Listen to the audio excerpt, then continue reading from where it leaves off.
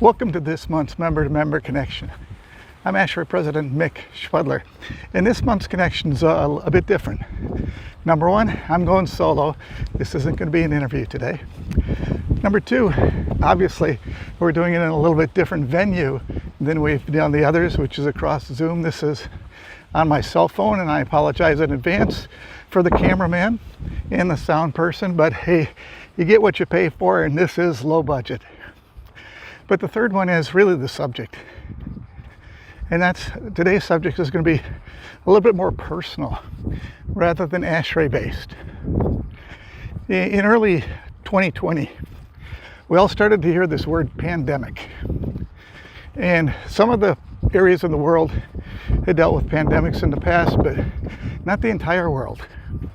And as we've experienced since early 2020, our entire world went through something we've never been through together. I'm 63 years old, and this is the first crisis my generation has experienced. There were pocket crises in cities or states or countries in the past, but never has our whole world been through something like this since I was born. And frankly, I don't think my generation handled it well. In the past, people would come together. They'd work together to move forward, and instead the generation led by people about from when I was born kind of fractionated. We became, instead of more willing to work together, trying to push one another away from each other. So I hope that one of the takeaways from the painful experiences of the last year and a half are that we find ways to work together. Find the commonalities rather than the differences. We're always going to have the differences, and that's fine. But it's really how we use those differences and how we communicate with one another with those differences that allow us to move forward and to make things better. And as our mission says, to serve humanity. So from a standpoint, we also each experience a pandemically different and at different times. Some of us took it in stride and really not much changed, even if the world around us was changing. Others had deeper issues, dealing with emotions, dealing with family members. And this was a chance for us to reach out and help others, whether it's based on our personal beliefs, the way we are, what we think. We have the chance, and we had the chance then, and we have the chance now to reach out to others and see how they're doing. Find out who are those vulnerable people, maybe not only close to you, but around you, that we can affect positively and we can help out. As we went through President Chuck Gulledge, his society theme was to embrace technology. Well, we did that, didn't we? And it was hard. The word Zoom was learned by people my age, and what is this one, and what is the other one, and what are the different technologies? How do I make them work? How do we get to the video to work?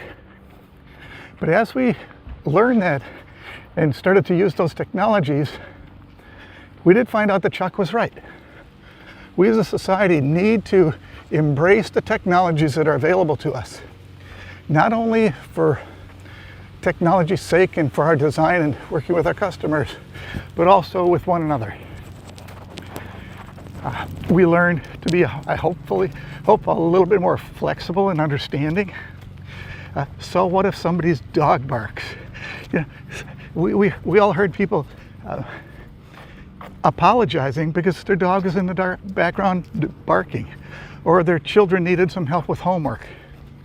Well, that's how life was, and it's changed, and we can take positives from that, or we can look at the negatives. And I prefer to look at things from a positive standpoint. How can we learn to be more understanding, to be more flexible in the future? That is, if we're in a board meeting or a committee meeting and somebody has to do something on the other side of the line, or even while they're at a meeting, it's okay. It's not the end of the world, and we can take the lessons from these hard times and move forward. One other thing that really has come to light, and our family has been dealing with this for a couple decades, and I'd say mental health has come to the forefront as an issue, and it's not a generational issue, it's not a gender issue, it's not a cultural issue, it's an issue for people worldwide. In the US, there's an organization called the National Alliance on Mental Illness, NAMI, and their website's nami.org, nami.org. My wife Jen, she's taught some of their family-to-family classes.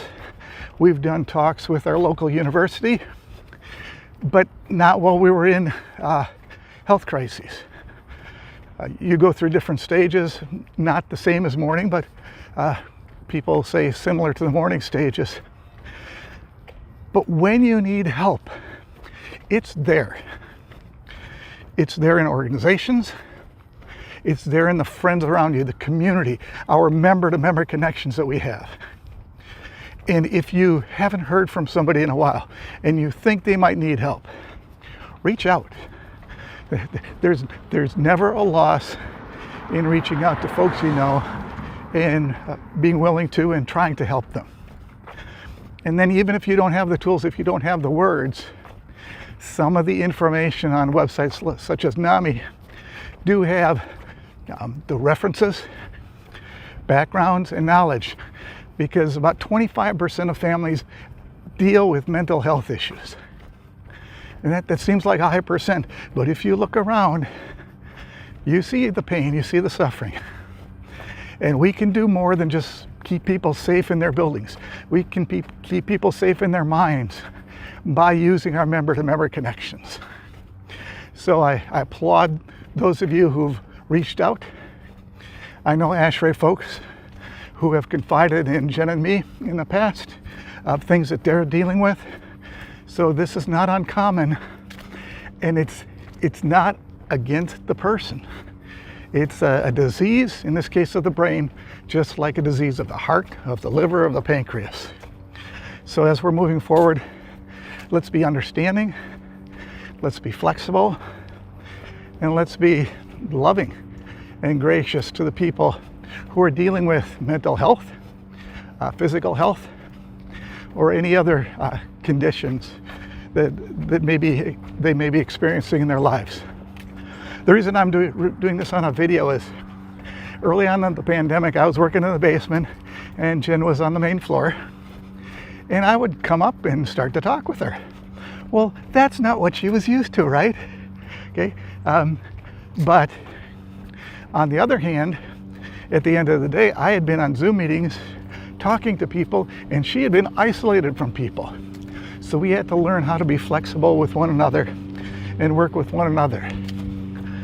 Early on during the pandemic, I made a couple decisions. One, I shaved every day. Number two, I didn't dress in sweats for a long time, although I did have these ratty sweatshirts, and Jen kept telling me I needed some new sweatshirts. Well, she was right. And part of it was how she saw me dealing with it might affect her. But from my standpoint, I realized I needed a release. And my release became, before I would eat lunch, I would literally, and I called it this, I would literally take my mental health walk, because it was a way to get physical activity, which is good no matter what you're dealing with. Even if you're fit, even if you're absolutely fine in your life, physical activity is always a benefit, if you can. But that mental health walk gave me, not only gave me that physical activity, it also allowed me to have some time just to kind of get away from the stress, get away from the meetings, get away from that tube, that fatigue we've all heard people talk about. So anyhow, I think I've rambled on pretty well this month. Thanks for putting up with me. Thanks for your support as your president. The outpouring for the office of President ASHRAE is absolutely fabulous, because we know that we need our personal growth. To do that, we need to be healthy. And to be healthy, we need to make sure we can help others around us be healthy. Collectively, we have tremendous global impact. And we love seeing how we've kept vaccines cold so their efficacy is high. How our epidemic task force and you on the ground have helped others reopen their buildings, get children safely back in their schools. Talk to school boards, talk to building owners. So while we've had the high-level technical, it's that personal contact that really works. And finally, thank you all for continuing to feed the roots, for investing in future generations, for investing in your generations, other generations, but for investing in people, helping them grow, helping them stay safe, helping them be healthy. So again, thanks for joining us for this month's Member to Member Connection, and we look forward to seeing you again next month.